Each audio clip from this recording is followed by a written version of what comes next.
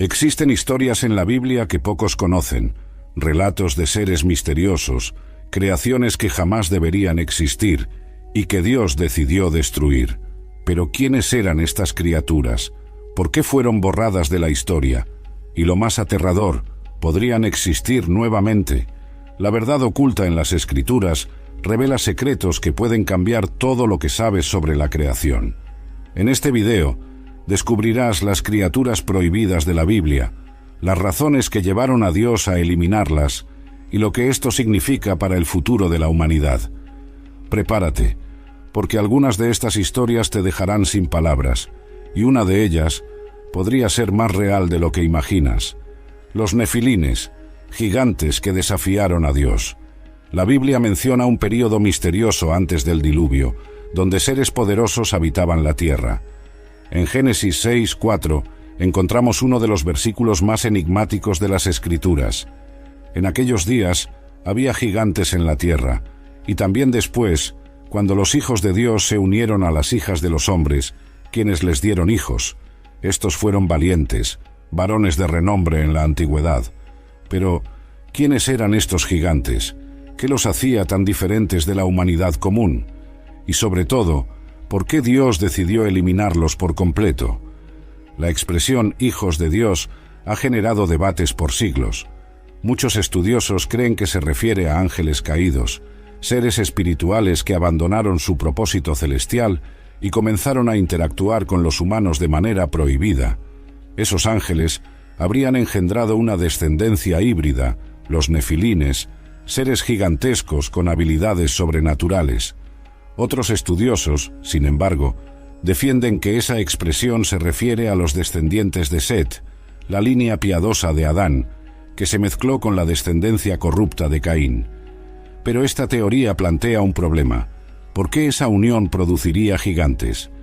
Independientemente del origen, lo que sabemos es que los nefilines eran seres excepcionales, considerados varones de renombre.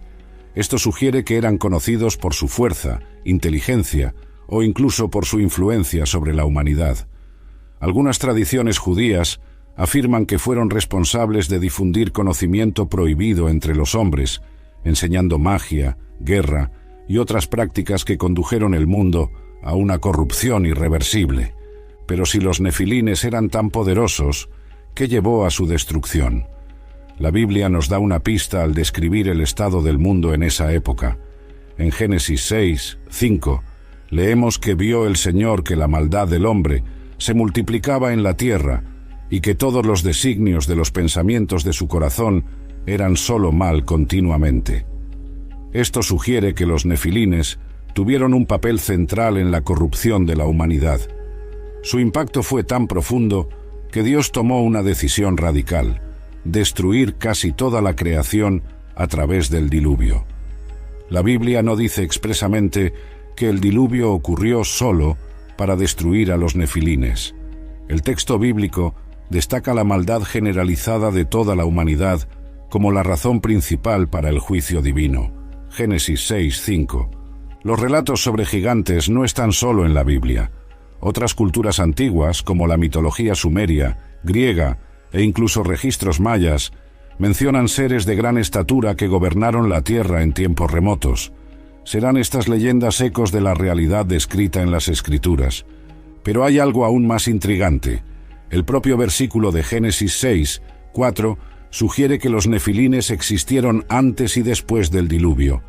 ¿Cómo es posible si Dios destruyó a toda la humanidad excepto a Noé y su familia? Algunas teorías señalan que la corrupción genética de los nefilines podría haber sobrevivido en la línea postdiluviana, resultando en figuras como los gigantes que enfrentaron a Israel en Canaán, incluyendo a Goliat.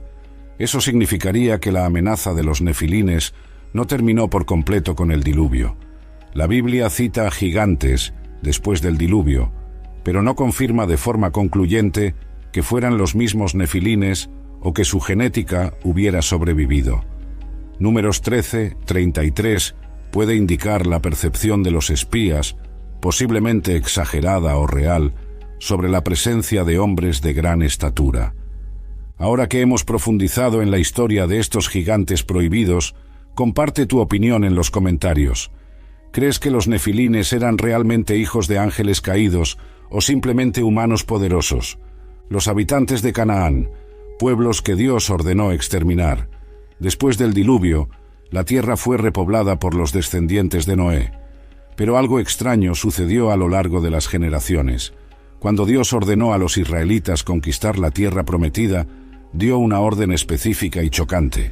Ciertos pueblos debían ser exterminados por completo. En Deuteronomio 20, 16 a 18, Dios instruye: «Pero de las ciudades de estos pueblos que el Señor, tu Dios, te da como herencia, no dejarás con vida nada que respire. Antes bien, los destruirás totalmente, a los heteos, a los amorreos, a los cananeos, a los fereceos, a los heveos y a los jebuseos, como te mandó el Señor tu Dios, para que no os enseñen a hacer conforme a todas sus abominaciones». Pero ¿por qué Dios daría una orden tan extrema? ¿Sería solo por el pecado de estos pueblos o habría algo más profundo?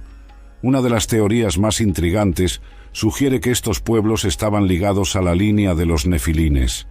En Números 13, 32, 33, los espías enviados por Moisés para explorar Canaán regresan aterrorizados y relatan: «Toda la gente que vimos allí son hombres de gran estatura. También vimos allí a los nefilines, los hijos de Anac, descendientes de los nefilines. A nuestros propios ojos éramos como langostas, y así les parecíamos a ellos». Si los nefilines realmente reaparecieron después del diluvio, eso podría explicar por qué Dios ordenó que esos pueblos fueran completamente destruidos. No se trataba solo de idolatría y perversión moral, sino de una corrupción genética que necesitaba ser erradicada. La Biblia no confirma categóricamente que estos pueblos fueran descendientes directos de los nefilines. La mención puede indicar que eran gigantes o poderosos, pero sigue siendo objeto de interpretación. Los anaquitas, en particular, se mencionan con frecuencia como gigantes que habitaban Canaán.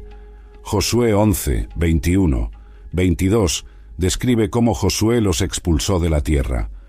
En aquel tiempo vino Josué y destruyó a los anaquitas de las montañas, de Hebrón, de Debir, de Anab, de toda la región montañosa de Judá y de toda la región montañosa de Israel. Josué los destruyó por completo junto con sus ciudades.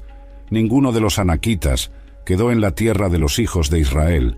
Solo en Gaza, en Gat y en Asdod algunos sobrevivieron. Esto es interesante porque siglos después encontramos a un gigante famoso que provenía precisamente de una de esas ciudades, Goliat, el filisteo de Gat, que fue derrotado por David. Pero, ¿cómo pudo sobrevivir esta línea? Algunas hipótesis sugieren que ciertos descendientes de nefilines podrían haberse dispersado a otras regiones antes de la conquista de Canaán. Eso explicaría por qué las antiguas mitologías de diferentes culturas hablan de dioses y héroes gigantes, como los titanes de Grecia o los Anunnaki de Mesopotamia. Hay semejanzas en varias mitologías sobre gigantes, pero no hay evidencia bíblica de que pertenezcan a la misma línea. Si esta teoría fuera correcta, significaría que el diluvio no fue suficiente para eliminar completamente a los nefilines y que Dios tuvo que intervenir de nuevo, utilizando a Israel como instrumento para limpiar la tierra prometida. El Leviatán y el Behemoth, criaturas de otro mundo. La Biblia describe criaturas impresionantes que desafían cualquier explicación simple. Entre ellas, dos se destacan: el Leviatán y el Behemoth. Estos seres no solo tienen características inusuales, sino que también se mencionan en contextos que sugieren que eran algo más que simples animales. ¿Pero qué eran exactamente estas criaturas? ¿Eran solo símbolos o realmente existieron? Y si existieron, ¿por qué Dios necesitó destruirlas? El Leviatán se describe de manera aterradora en el libro de Job. En Job 41, 1, 10, Dios desafía a Job preguntándole si podría dominar a esta criatura. ¿Podrás pescar al Leviatán con anzuelo o sujetarle la lengua con una cuerda? Sus estornudos arrojan destellos de luz, y sus ojos son como los párpados del alba. De su boca salen antorchas, chispas de fuego saltan de ella. De sus narices sale humo, como de una olla hirviendo y ardiente. Su aliento enciende carbones, de su boca sale llama. La descripción parece referirse a un ser colosal, resistente a cualquier arma humana, capaz de escupir fuego y dominar las aguas. Algunas interpretaciones sugieren que el Leviatán podría haber sido un gran animal marino, como un cocodrilo o incluso un dinosaurio. Sin embargo, hay algo intrigante. Se describe como un ser caótico, un símbolo de fuerza indomable que solo Dios puede vencer. En Isaías 27, 1, encontramos una profecía sobre la destrucción final del Leviatán. En aquel día, castigará el Señor con su espada feroz, grande y poderosa al Leviatán, la serpiente veloz al Leviatán, la serpiente tortuosa, y matará al dragón que está en el mar. Por su parte, el Behemoth se describe en Job 40, 15, 24 como un ser de fuerza impresionante. He aquí el Behemoth, que hice contigo, come hierba como el buey. He aquí que su fuerza está en sus lomos, y su poder en los músculos de su vientre. Mueve su cola como un cedro, los nervios de sus muslos están entretejidos, sus huesos son como tubos de bronce, sus costillas como barras de hierro.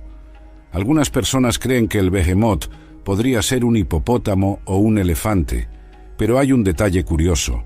La cola de la criatura se describe como algo comparable a un cedro, un árbol enorme. Eso no encaja con la cola corta de un hipopótamo o un elefante. Esto ha llevado a algunos estudiosos a sugerir que el Behemoth podría haber sido un animal extinto, posiblemente un dinosaurio como un brachiosaurio u otro gran herbívoro prehistórico. La Biblia habla del Leviatán y del Behemoth, pero no afirma que Dios los destruyó en un evento pasado. En el caso del Leviatán, hay referencias proféticas, Isaías 27:1, que podrían simbolizar el fin del mal o de un poder opresor. Pero ¿por qué Dios mencionaría estas criaturas a Job? Parece que él estaba mostrando su soberanía sobre toda la creación, incluidos los seres poderosos y temibles. El Leviatán, en particular, simboliza el caos y el mal que Dios puede someter. Esto plantea una cuestión interesante. ¿Eran estas criaturas meramente animales naturales o representaban algo más grande, tal vez incluso espiritual?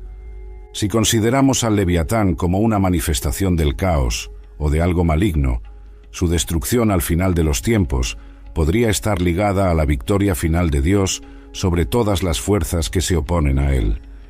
Los demonios y los espíritus aprisionados. La Biblia enseña que existen seres espirituales malignos que vagan por el mundo, buscando influir y corromper a la humanidad. Pero, ¿quiénes son estos espíritus?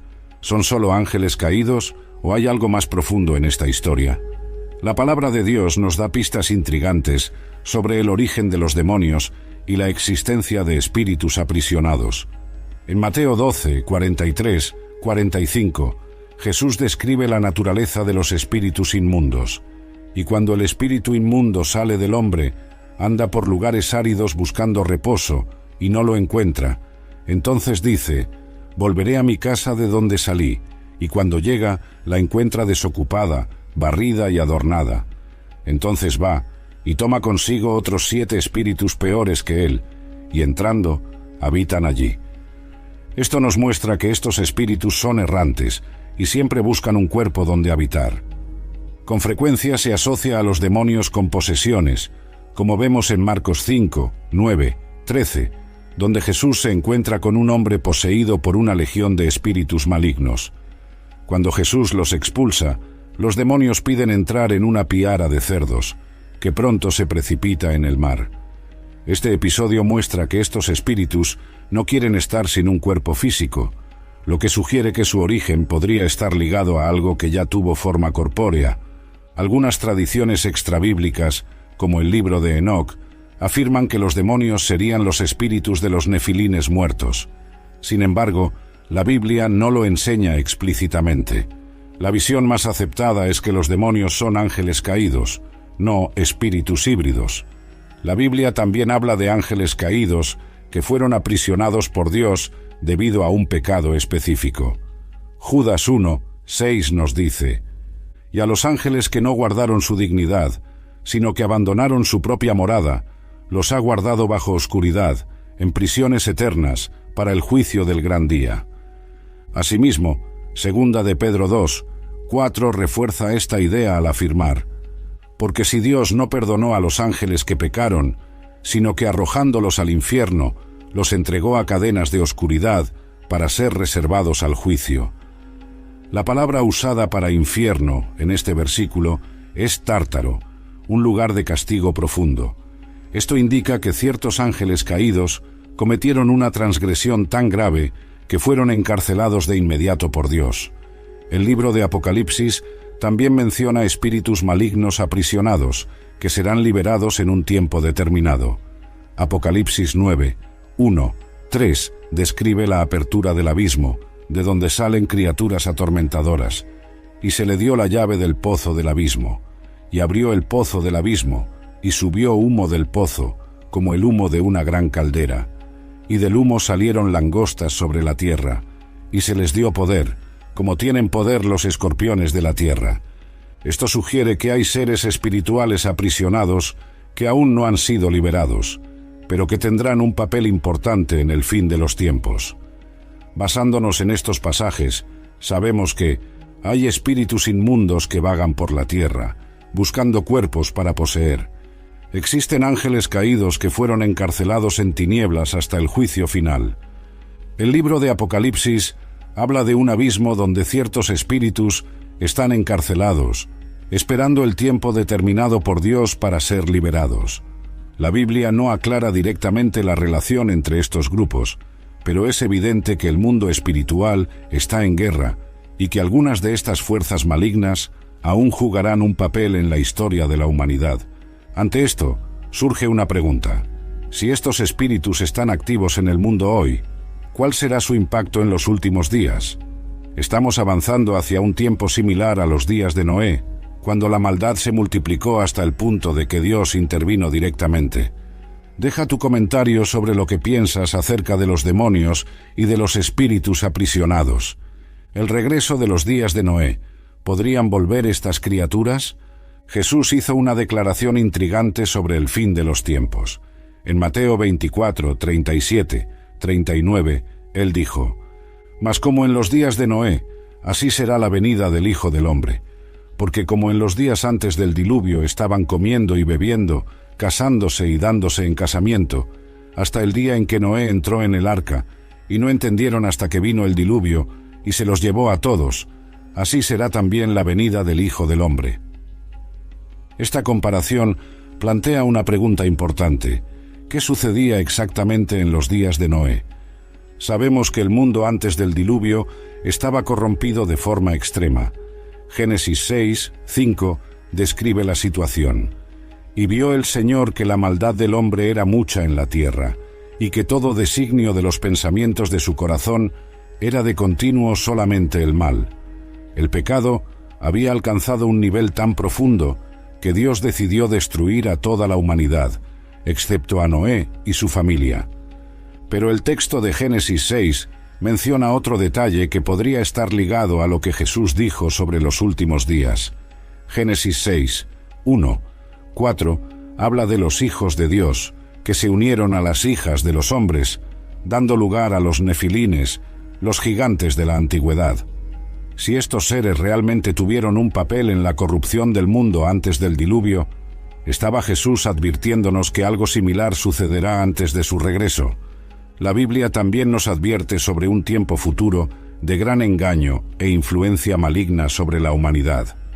Segunda de Tesalonicenses 2, 9, 10 dice: «La venida de este inicuo es por obra de Satanás, con gran poder y señales y prodigios mentirosos, y con todo engaño de iniquidad para los que se pierden, por cuanto no recibieron el amor de la verdad para ser salvos». Esto sugiere que en los últimos días habrá una manifestación del mal de forma sobrenatural, con señales y engaños poderosos. ¿Podría esto indicar el retorno de seres como los nefilines, o al menos una nueva forma de corrupción sobre la humanidad? Además, Apocalipsis 9, 1, 11 describe la apertura del abismo y la liberación de seres terroríficos que atormentarán la tierra. El texto menciona que tienen un líder llamado Abadón, en hebreo, o Apolión, en griego, que significa destructor. Estos seres no parecen ser demonios comunes, sino algo más terrible. ¿Estaremos ante una profecía sobre el regreso de criaturas similares a las que existieron antes del diluvio? Otro pasaje intrigante se encuentra en Daniel 2:43, cuando el profeta interpreta el sueño del rey Nabucodonosor acerca de la estatua que representa los reinos del mundo. Hablando de los últimos imperios, Daniel dice: «Y en cuanto a lo que viste del hierro mezclado con barro cocido, se mezclarán con la simiente de los hombres, pero no se unirán el uno con el otro, como el hierro no se mezcla con el barro». ¿Qué significa esa idea de mezclarse con la simiente de los hombres? Algunos estudiosos sugieren que podría ser una referencia a algo no humano intentando integrarse a la humanidad, al igual que sucedió antes del diluvio. Esa interpretación sobre Daniel 2:43 no es unánime entre los estudiosos. Muchos comentaristas interpretan hierro mezclado con barro solo como la coexistencia de reinos fuertes y débiles, sin aludir a seres híbridos. Si la corrupción de los días de Noé realmente involucró una mezcla prohibida entre seres espirituales y humanos, y si Jesús dijo que el fin de los tiempos sería como ese período, entonces podríamos estar ante un gran misterio profético. Podría suceder algo similar en los tiempos finales. El hecho es que la Biblia nos advierte sobre un período de gran engaño y manifestación del mal antes de la venida de Cristo. Y si estos eventos están relacionados con lo que ocurrió en los días de Noé, necesitamos estar atentos y preparados espiritualmente. La comparación que hace Jesús en Mateo 24, 37, 39, puede resaltar la despreocupación y la maldad de la gente antes del juicio, no necesariamente un retorno literal de los nefilines. Es una línea de estudio que existe, pero no es una doctrina bíblica indiscutible. Ahora queremos saber tu opinión. ¿Crees que la profecía de Jesús sobre los días de Noé indica el regreso de algo sobrenatural? Comenta aquí abajo, y no olvides darle me gusta y suscribirte al canal para más revelaciones sobre las profecías de la Biblia.